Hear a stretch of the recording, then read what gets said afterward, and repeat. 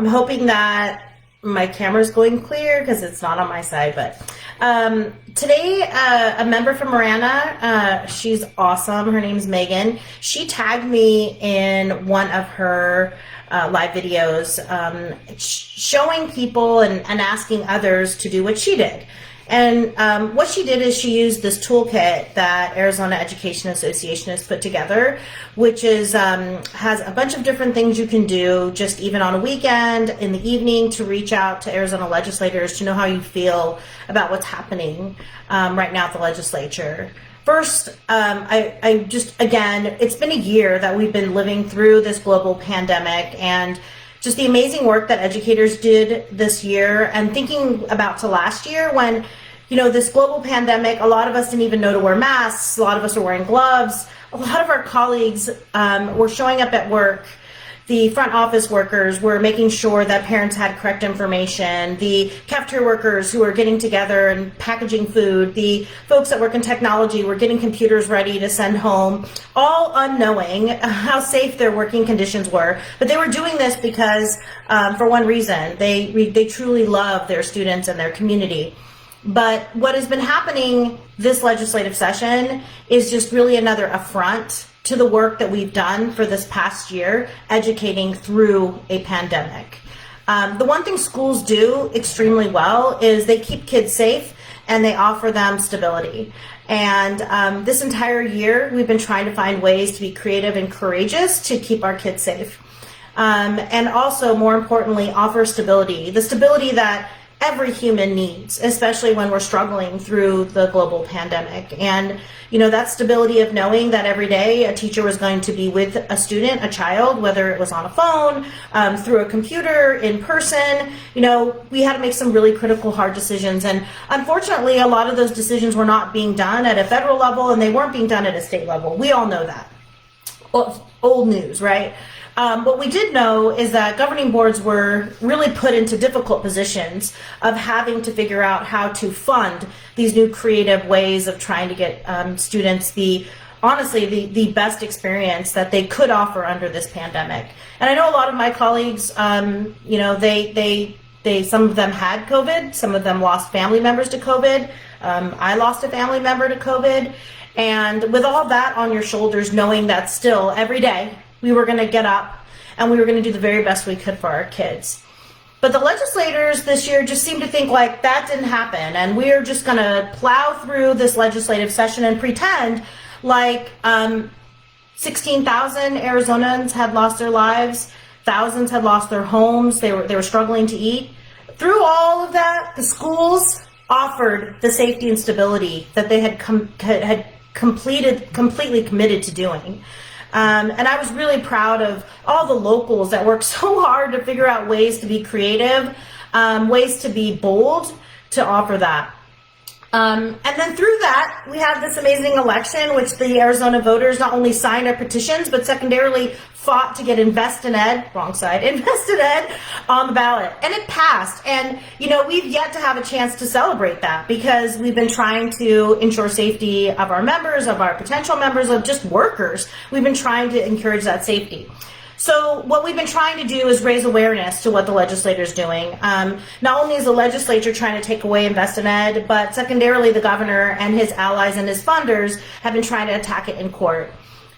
They've done this for years. It's been 3 years of battle, and we are just sick and tired of it.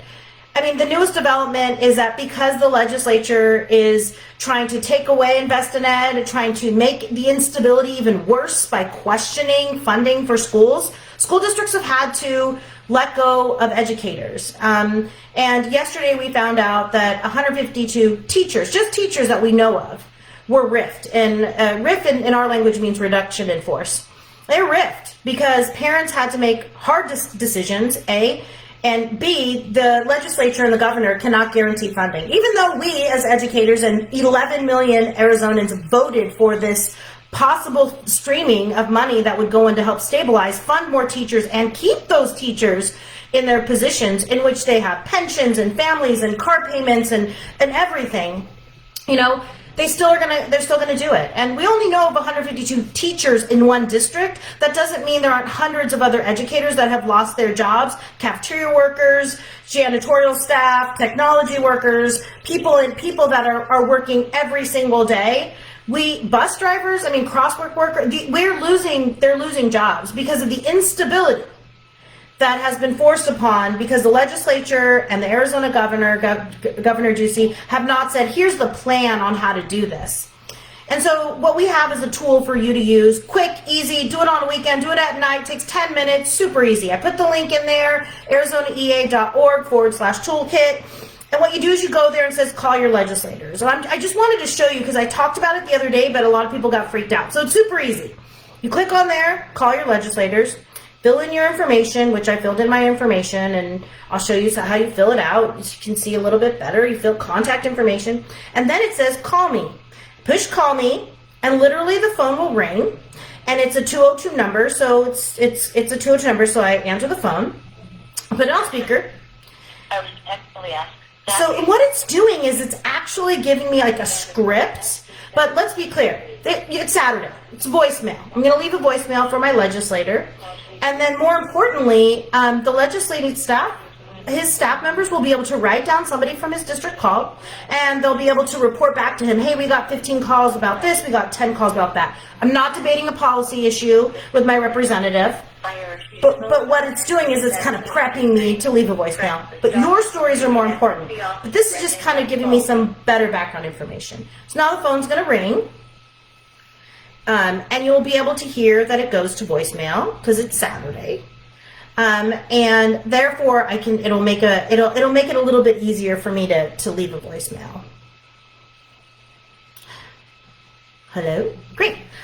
Hi, this is Marisol Garcia. I'm a parent and an educator in your legislative district. And Representative Bolding, I just wanted to share with you how important it is for you to advocate and fight for public... Oops, let's try it again. That's the great thing about live. I'm going to push it one more time and it will get me there. It literally, I think I missed the thing where I was supposed to push pound. That's okay. It'll connect me real quick. Here it goes. Phone call coming again. And call me. Here it is. It's a kind of bad cell phone call. There it is. I'm going to put it up. Again, it's just going to give me like a slate that I can say, you don't have to use that. You can use whatever you want.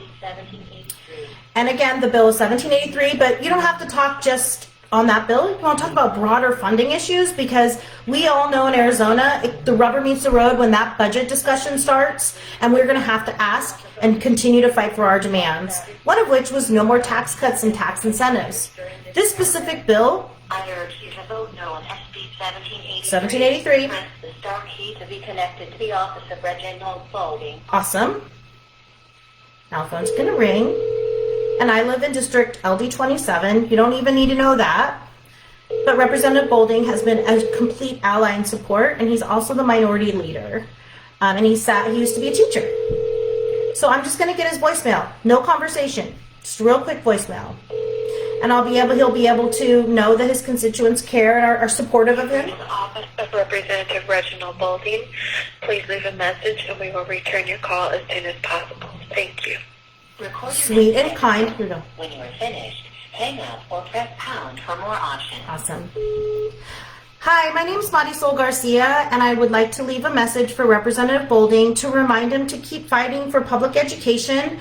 SB 1783 has been created to wipe out half of the funds that Arizona voters committed to help ensure our schools are safe and open, have amazing educators to make sure students have a great experience in their Arizona public schools. Please continue to fight for public school education, and I will continue to keep up with you. Thank you so much. Have a wonderful day.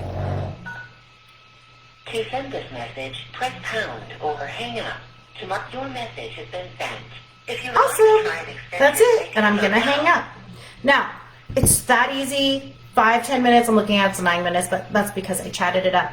But I would totally take some time tonight. Tomorrow, I'm going to tag 5 of my union sisters in this, and I'm going to ask them to do the same thing. But I think the most important ask is for you to reach out to your family and your friends. I'm going to reach out to my son's basketball friends' parents and ask them to do the same, because it's not just educators that should be fighting for this good budget. It's not just educators who should be saying, hey, we voted for INVESTinED, we support Red for Ed. It's community members, it's our allies. We all have to have each other's back. Have an amazing Saturday. Try to find some time to feel blessed and be with your family. The sun is outside. It's so lovely. And we will continue to do some of these updates. And it's so great to see you guys. And I hope things are going well.